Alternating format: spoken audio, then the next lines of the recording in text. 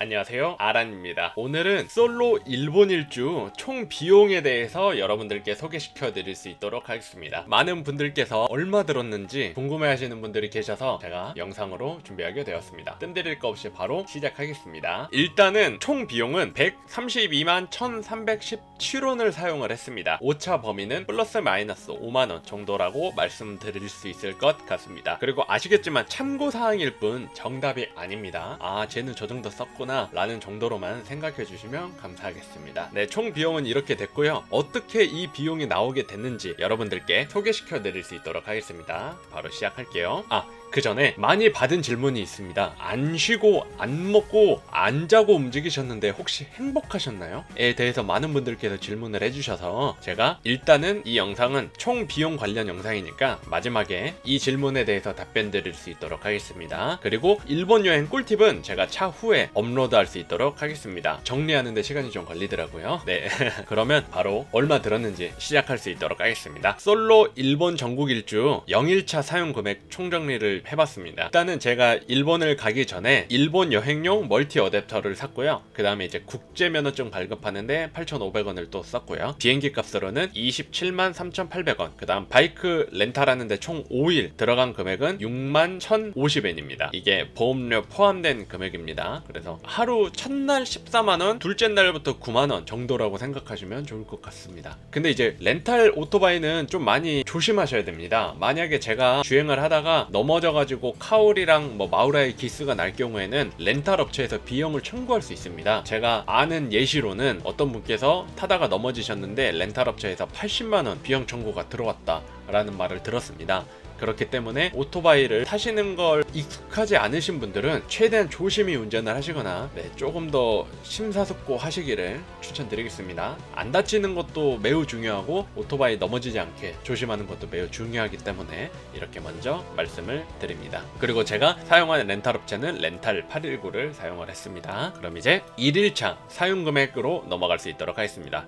1일차 사용 금액은 제가 잘못 들어간 고속도로에서 처음으로 돈을 썼고, 그 다음에 이제 관문 터널 사용하는데 110엔, 그 다음에 주유하는데 1775엔, 그 다음에 이제 숙박업소에서 숙박료로 330엔을 사용을 했습니다. 그래서 총 들어간 금액은 5,435엔입니다. 이날은 사실 군대 동기가 밥을 사줬기 때문에 식비가 들어가지 않았다 라고 말씀드릴 수 있을 것 같습니다. 그리고 사실 한 끼 먹었죠? 한 끼 먹어가지고 돈이 많이 안 들어간 느낌이라고 볼 수 있을 것 같습니다. 숙박업소도 최대한 저렴하고 주차가 가능한 곳을 찾아서 갔고요. 게스트 하우스였습니다. 근데 제가 들어간 시간이 너무 늦었기 때문에 잠만 자고 바로 나온 케이스라고 보시면 좋을 것 같습니다. 그 다음에 이제 이틀차에 들어간 금액에 대해서 말씀드릴 수 있도록 하겠습니다. 사실 이 날은 제가 이동하는데 모든 시간을 할애했기 때문에 거의 주유하는 데만 모든 돈을 썼다 라고 말씀드릴 수 있을 것 같습니다. 그리고 주유를 제가 꽤 많이 했는데 영수증을 좀 누락했습니다. 비도 와서 좀 젖어가지고 찢어진 것도 있고 제가 못 챙긴 것도 있어서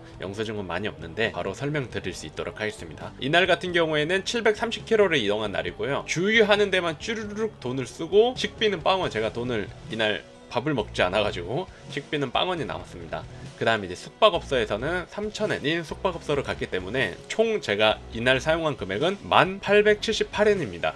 주유하는 데만 거의 한 8,000엔 정도 사용한 것 같습니다. 사실 다음날 후지산을 보기 위해서 이 날은 최대한 많이 움직여야 됐습니다. 그렇지 않을 경우에는 후지산을 제가 지정했던 곳, 가고자 했던 곳을 한 군데라도 누락을 해야 됐던 상황이 발생을 했기 때문에 저는 최대한 이 날은 움직이는데 사용한 날이다 라고 말씀드릴 수 있을 것 같습니다. 그 다음 3일차입니다. 3일차는 제가 후지산 여행을 한 날입니다. 그래서 이날에 대해서 좀 설명을 드리자면, 제가 전날에 아무것도 안 먹었지 않습니까? 제가 맥도날드까지 뛰어갔는데 맥도날드 마감 시간 때문에 제가 못 먹었죠. 그래서 00시가 넘어가서 편의점 가가지고 좀 많이 먹었던 날이라고 말씀드릴 수 있을 것 같습니다. 그래서 00시 07분에 식비로 1,040엔을 사용을 했고요. 그 다음에 숙박업소 잡아가지고 자고 일어나서 바로 준비를 한 다음에 이동을 했습니다. 그래서 이동하면서 아침 6시에 주유를 시작을 했고 쭉 후지산 돌면서 주유하는데 만 돈을 썼다 라고 말씀드릴 수 있을 것 같습니다. 이날도 사실은 제가 이렇게까지 오랜 시간 후지산을 보게 될 줄 몰랐어요. 왜냐면 내비게이션 상으로는 좀 오랜 시간이 걸리지 않았는데 제가 운전이 미숙하고 또 장소를 찾다 보니까 계속 딜레이가 되다 보니까 제가 원래 저녁에 밥을 먹으려고 했는데 밥 먹을 시간이 없더라고요. 밥을 먹을 경우에는 제가 가고자 한 군데를 포기해야 했는데 이제 거기서 저울질을 한 거죠. 아 근데 나는 밥을 먹는 걸 내려놓고 이곳을 가자 해가지고 제가 계획한 곳을 가다 보니 밥을 못 먹었다 라고 말씀드릴 수 있을 것 같습니다. 네, 그래서 결론은 이날 사용한 금액은 5,917엔을 사용하게 되었고요. 특이사항으로는 이날 아까 말씀드린 것처럼 00시 07분에 밥을 먹고 아무도 안 먹었습니다. 그리고 후지산 보고 도쿄로 이동한 날이고 이제 도쿄에서 밤샘 주행을 결정한 날이라서 숙박비가 들지 않았다 라고 말씀드릴 수 있을 것 같습니다. 그 다음 이제 4일차로 넘어가겠습니다. 4일차는 밤샘 라이딩을 해가지고 도쿄에서 오사카로 넘어간 날입니다. 그래서 이날에 집중을 했던 거는 새벽부터 주유를 계속했습니다. 왜냐면 꾸준한 연료 관리를 하지 않으면 앵꼬가 나가지고 이제 연료가 바닥나면은 망합니다.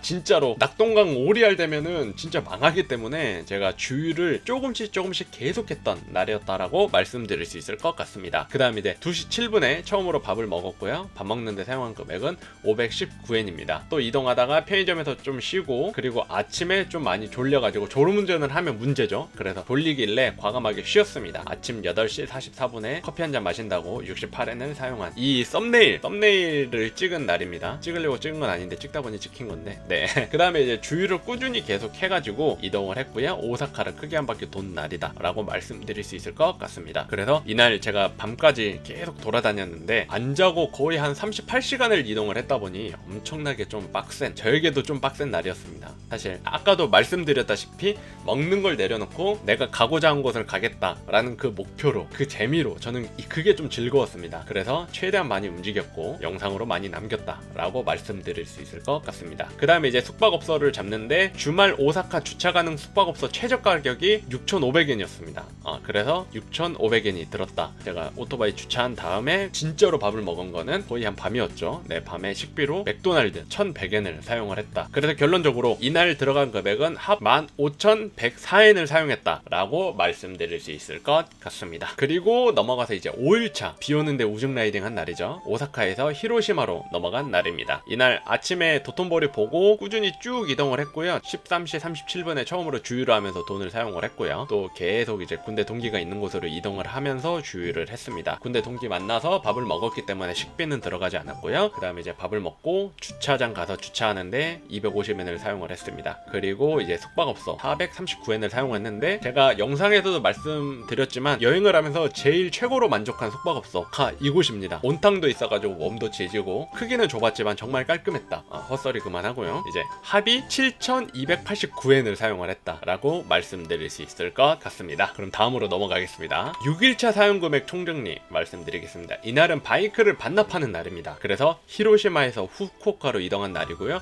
제가 11시 30분에 자서 새벽 2시 30분에 일어난 날이죠. 그래서 바로 준비를 하고 오토바이를 타고 이동한 상황. 그래서 아침 4시 51분부터 주유를 하기 시작을 했고요. 꾸준히 쭉 이동을 했습니다. 그리고 제가 첫날에 관문 터널을 지나오지 않았습니까? 그 관문 터널을 또 지나서 후쿠오카로 이동을 해야 됐기 때문에 관문 터널 이용 금액 110엔을 사용했다라고 말씀드릴 수 있을 것 같습니다. 그 다음에 이제 후쿠오카로 넘어가서 라라포트에 있는 건담을 보고 그 옆에 편의점에서 좀 쉬고 이동을 했죠. 바로 가기도 좀 아깝고 좀 쉬어야 되겠다는 생각에 네, 그래서 12시 16분에 식비로 250엔 에너지 드링크 사는데 사용을 했습니다. 그 다음에 이제 13시에 오토바이 반납하기 전에 기름통을 가득 채워야 되겠다 해서 가득 채웠는데 1200엔을 사용을 했고요. 그 다음에 오토바이 반납을 했습니다. 그리고 제가 이날 오후 비행기로 우리나라 가기에는 비행기 값이 너무 비싸더라고요. 내일 오전 비행기랑 차액을 계산을 해봤을 때 13만원 차이가 나길래 오늘 저녁에 가는 것보다는 내일 새벽에 가도 숙박업소에 돈을 쓰고 그 다음 밥을 먹어도 돈이 더 남겠다, 이게 더 저렴하겠다 라고 판단을 내려서 제가 오늘 오후 비행기로 넘어간 게 아니라 내일 오전 비행기로 우리나라 복귀를 생각을 했습니다. 그래서 숙박업소 사용하는데 총 3,500엔 사용을 했고요. 18시 10분에 밥 먹는데 990엔. 그래서 결론적으로 이날 사용한 금액은 합이 8,050엔을 사용을 했다. 그래서 이날 자고 그 다음날 복귀하는 날이죠. 복귀하는 날 아침 6시 5시 56분에 편의점에서 식비로 486엔을 사용을 했다라고 말씀드릴 수 있을 것 같고요. 그리고 제가 첫날 후쿠오카 지하철역에서 텐진역으로 왔을 때 사용한 금액과 또 이제 제가 이날 복귀하면서 후쿠오카 지하철역으로 가는데 사용한 금액, 그래서 합이 총 520엔을 사용을 했습니다. 마지막 사용한 금액은 1060엔이라고 말씀드릴 수 있을 것 같습니다. 그래서 총 얼마를 썼냐? 일단은 우리나라 돈 들어간 거 제외하고 엔화로 오토바이 렌탈료까지 합쳐서 총 11만 4,729엔을 사용을 했습니다. 이거를 지금 환율로 계산을 하면 우리나라 돈으로 100만 517원을 사용을 했다라고 말씀드릴 수 있을 것 같습니다. 그렇게 해서 비행기값, 국제면허증값, 그 다음에 일본 여행용 멀티어댑터 산 값까지 다 합쳐서 합이 총 132만 1,317원을 사용을 했다라고 말씀드릴 수 있을 것 같습니다. 혹시 제가 놓친 게 있다면 오차범위 플러스 마이너스 5만원 정도라고 생각해 주시면 감사하겠습니다. 네, 그래서 금액 관련된 말씀은 여기까지 드릴 수 있도록 하겠습니다. 그러면 제가 처음에 많이 받았던 질문에 대해서 답변을 좀 드릴 수 있도록 하겠습니다. 안 먹고 안 쉬고 안 자고 움직이셨는데 행복하셨나요? 에 대한 질문을 좀 많이 받았습니다. 사실 그렇잖아요. 26시간씩 안 먹으면서 하루에 16시간씩 라이딩을 하고 많은 날은 700km까지 움직였습니다. 이게 과연 행복했을까에 대해서 많은 분들께 더 의구심을 가졌다라고 볼 수 있을 것 같습니다. 그래서 그 부분에 대해서 좀 답변을 드리자면, 아까도 말씀드렸지만 저는 뭐 맛있는 걸 먹는 것보다 새로운 것을 가는 것에 더 비중을 크게 뒀기 때문에 먹는 것을 좀 줄이고 새로운 것을 한 군데라도 더 갔다라고 말씀드릴 수 있을 것 같습니다. 그리고 안 쉬었는데 즐거웠냐? 이건 노동이 아니었냐? 라고 말씀을 많이 해주셨는데, 사실 저는 바이크 위에 앉아가지고 이렇게 새로운 풍경을 보면서 지나가는 것 자체가 노동이 아니라 힐링이었습니다. 그렇다 보니 거기서 즐거움을 느껴서 하루에 뭐 16시간씩 기본적으로 움직인 것 같고요. 또 그렇기 때문에 700km를 이동할 수 있었던 것 같습니다. 결론적으로 좀 정리를 해서 말씀드리면, 맛있는 걸 먹는 것보다 새로운 곳에 간다라는 그 기분이 더 좋아서 먹는 걸 좀 포기했고요. 안 쉬는 것 또한 쉬는 것보다 바이크에 앉아가지고 주행하면서 새로운 곳을 보는 것, 새로운 풍경을 보는 것에 더 집중을 했기 때문에 저는 그게 더 즐거웠다라고 말씀드릴 수 있을 것 같고요. 앉았는데 즐거웠냐? 이거는 사실 여행을 왔다는 그 시간이 사실 저에겐 한정적이잖아요. 그래서 그 시간을 최대한 즐기고 우리나라 가서 자자 이렇게 된 거죠. 우리나라 가서 자고 일단 여기 있는 시간은 최대한 깨어있자, 이렇게 해서 제가 이번 여행을 그렇게 했다라고 말씀드릴 수 있을 것 같습니다. 그래서 결론적으로 즐거웠냐 행복했냐에 대한 질문에 대해서는 저는 좀 즐거웠다 라고 말씀드릴 수 있을 것 같습니다. 사실 우리나라에서 오토바이를 타고 움직일 때도 똑같습니다. 저는 거의 하루에 한 끼 먹고, 왜냐면 휴일이 정해져 있잖아요. 그 시간을 최대한 움직이는 데 썼다. 그 대신 이제 새로운 곳에 갔을 때 맛있는 거 먹었죠. 근데 외국이다 보니까 좀 더 많이 움직였던 것 같아요. 먹는 것을 좀 줄이고. 네, 또 자꾸 계속 헛소리가 길어지는데, 네, 일단은 여기까지 하고요. 일본 여행 꿀팁은 제가 차후에 지금 정리 중에 있습니다. 정리해서 또 다시 영상으로 찍어서 올릴 수 있도록 하겠습니다. 여기까지 봐주신 분들 혹시 괜찮으시다면 좋아요와 구독 한 번만 해주시면 진심으로 감사하겠습니다. 오늘 영상은 여기서 마무리하고요. 다음 영상에서 또 뵐 수 있도록 노력하겠습니다. 그리고 찾아와 주시면 감사하겠습니다. 네, 그러면 여기까지 하겠습니다. 감사합니다.